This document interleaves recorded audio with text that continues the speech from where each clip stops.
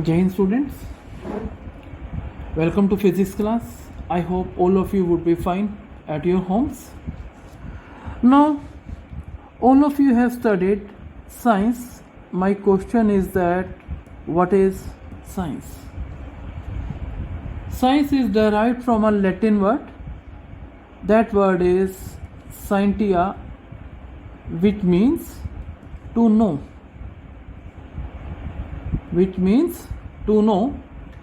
So, how we can define the term science? All of us know that human beings are curious to know the things that surround him. He is curious about the things that he is looking, that he is seeing, that he is observing. So he want to think what is the reason behind that. That is a science. So how we can define the science? Science is defined as a knowledge that human has gained through various observations and experiment when organized systematically. Now we know that in case of science there are a large number of the theories. So how these theories are made and what is the scientific method which is usually followed. First of all, what is done when a theory is going to be made? First of all, a large number of observations are taken. For example, Newton saw that apple is falling down. So what he did? He has thrown a large number of objects in the upward direction. Now after that, what he did? After that, all these observations are studied and some identifying patterns are being framed. So after that, Newton, he studied that why these apples are falling down and what is the common trend. Common trend is that all the apples, they are falling down. Number third point is that mathematical modeling. Mathematical modeling is done, that is some model is suggested to explain this.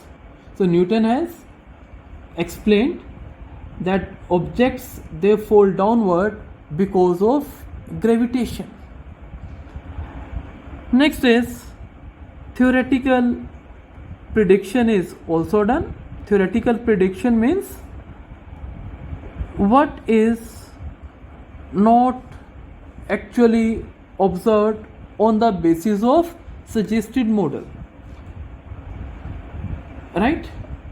And after that, verification of that model is done.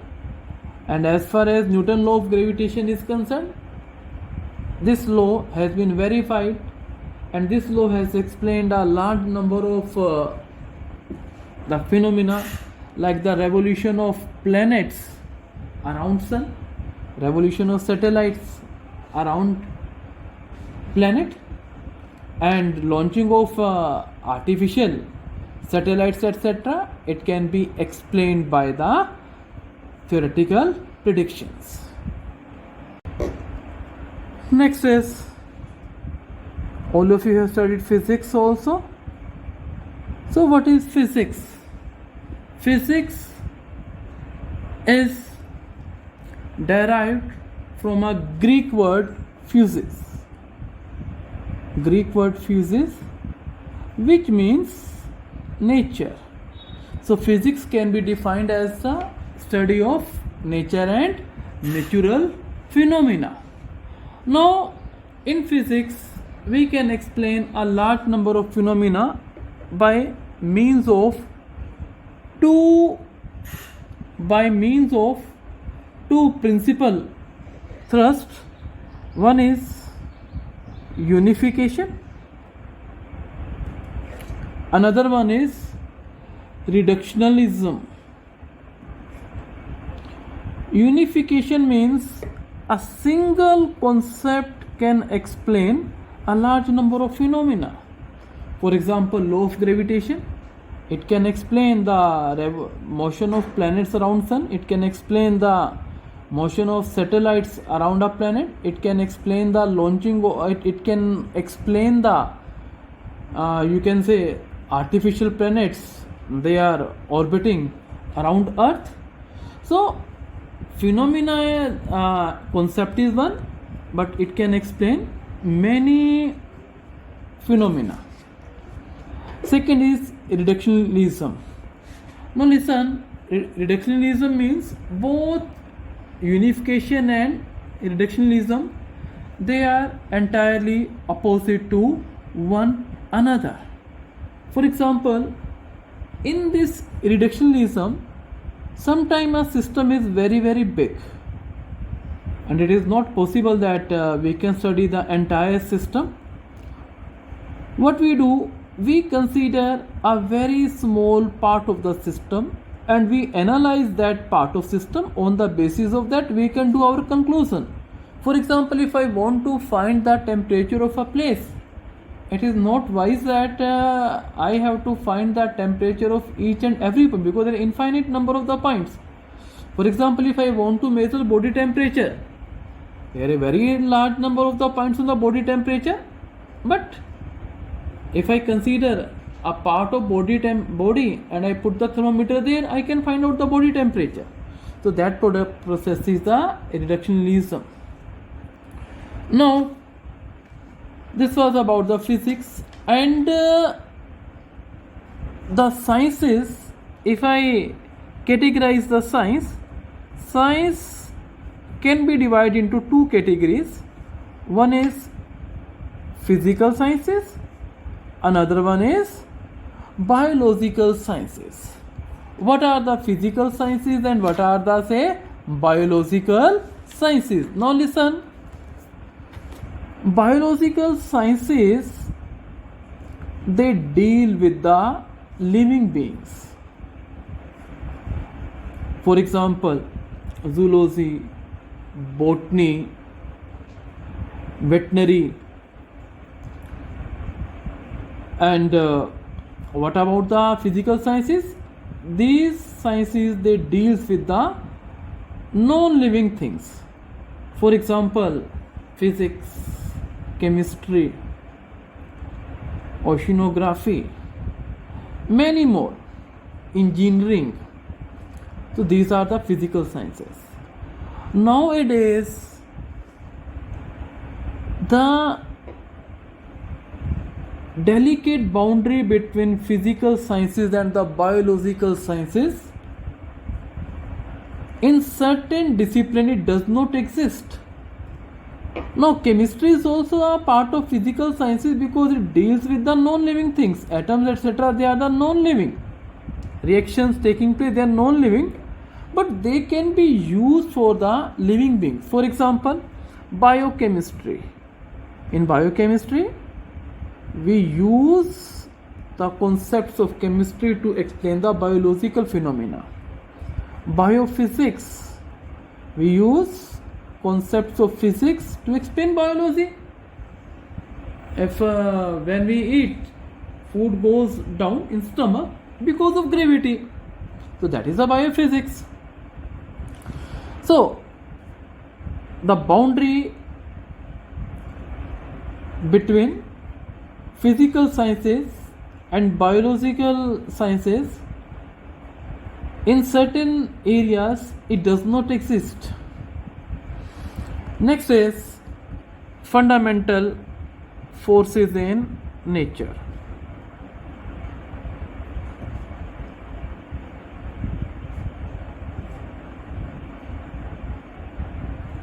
There are four fundamental forces in nature. First force is gravitational force. It is the force of attraction between two objects due to their masses. We know that F equals to capital G, m1 m2 divided by r square, where r is the separation between them.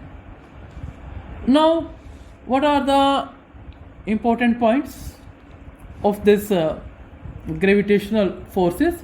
First point is that these gravitational forces are attractive in nature, they are not repulsive. Second point is this force is directly proportional to product of masses, and this force is inversely proportional to square of distance between them. And next point is this is the weakest force existing in nature, and these forces they extend to a very large distances up to light years. Next is these forces they obey inverse square law, and these forces are central forces. What is the meaning of the term central forces? These forces, if M2 is applying the force on this, then these forces they will act along the line joining the masses. They cannot act perpendicular. Magnetic forces they act perpendicular. These forces are conservative. Conservative means that these work done by these forces it only depend on the location of the point, it does not depend on the path followed. And the field particle for this gravitational force is called the say graviton. Second category of the force is electromagnetic force. It considers electrical forces as well as magnetic forces.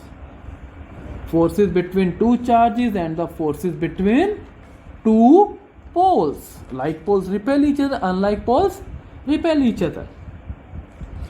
Now these forces you will study in grade 12. These forces they obey the Coulomb's law, and these forces they also obey inverse square law, that is F is inversely proportional to R square. Now these forces are much stronger than gravitational forces. If I say that electrostatic forces are 10 to the power 36 times stronger than the gravitational forces. Next is these forces they operate from these forces they operate to very large distances, and these forces are also the central forces. These forces as a electrostatic forces these forces are also conservative in nature, and the field particle in these forces is the say photon. Next is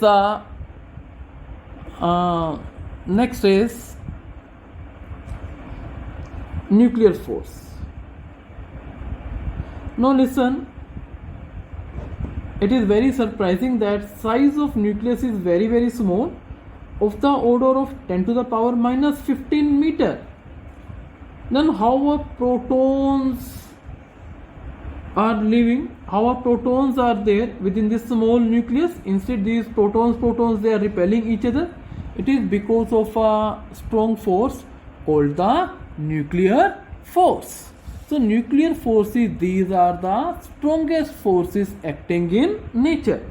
Now these forces are 10 to the power 38 times stronger than the gravitational forces and 100 times stronger than the electrostatic forces. Now these forces are of very short, these forces have very short range, and these forces they do not depend on the charge on the nucleons, and these forces are non-central forces. These forces are also non-conservative forces, and these forces are attractive up to a distance of 0.8 Fermi, and if the distance is less than that, what happens? This force it becomes repulsive force, and the field particle for this force is the pi meson. Now after that there is a force which is called the say weak force. What is the weak force? let me discuss that. Weak force. What are the weak forces? Listen everyone, weak forces are the forces that appears only between elementary particles of the short lifetime involved in a nuclear process such as the beta decay of a nucleus. Look, when beta particle is emitted from a radioactive nucleus, these forces they operate in that. So what happens? Why a beta particle is emitted? Beta particle is a electron. How an electron can stay in a nucleus? Listen, in that case, a neutron, it converts it into the proton and an electron. Electrons comes out of nucleus and proton it remains in the nucleus. Now there are some important points of these weak forces. First point is that weak forces exist between the leptons and between leptons and mesons. Weak forces are 10 to the power 25 times stronger than the gravitational forces, and weak forces they operate through very, very small distance. They operate through very, very small distance, and the field particle of these weak forces are the massive vector bosons. These are the field particles of the weak forces.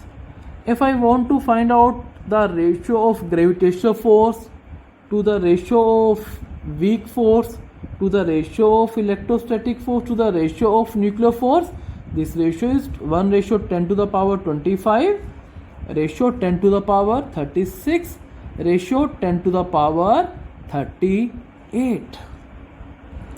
So we can say which forces are weakest forces? Gravitational forces are weakest forces.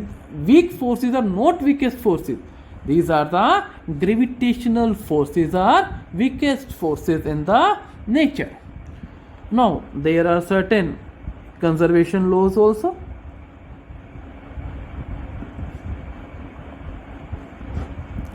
The first law is law of conservation of energy. All of you have studied. Energy can neither be created nor be destroyed, but it can be converted from one form to another form such that sum of all forms of energy it remains constant. For example, when a ball is dropped from some height, let us say a ball is dropped to the ground and it is dropped from some height. What happens? The ball is not able to gain its complete height. Why? It is because of reason that some of its energies also get converted into sound energy, heat energy, but the sum of all form of energy it remains the same. Next is first is law of conservation of energy, and second is the law of conservation of momentum. Law of conservation of momentum. This law also says that momentum can neither be created nor be destroyed. What does it say? It says that in the absence of external force, the total momentum of the system it remains constant. For example, when a bullet is fired from the gun recoils back. It is again because of the law of conservation of momentum. Third law is the law of conservation of angular momentum. What does it mean? It means that in the absence of external torque, the total angular momentum of the system it remains constant. One of the example of this conservation of angular momentum is that when you sit on a swing, let us say you are swinging like this, and if you are moving up, you fold your legs, and if you are moving down, you keep your legs up, and when you are coming down, you fold this. So in this way you will find that there is increase in your speed. Why this happen? It can be explained by the law of conservation of angular momentum. And next is law of conservation of charge. Law of conservation of charge. According to this law, charge can neither be created nor be destroyed. If because of some reaction, if some positive charge is being formed in the system, at the same time negative charge will be formed. Let us say, if I say that total charge of this system is, let us say 10 coulomb. Here I am having 5 coulomb here, minus 3 coulomb here, and 8 coulomb charge here. If because of some reaction 7 coulomb charge is produced here, at the same time minus 7 coulomb charge will be produced here, so that this charge, it remains conserved. Thank you very much. In case of any confusion, you can WhatsApp your doubts or you can make a call to me. Thank you very much.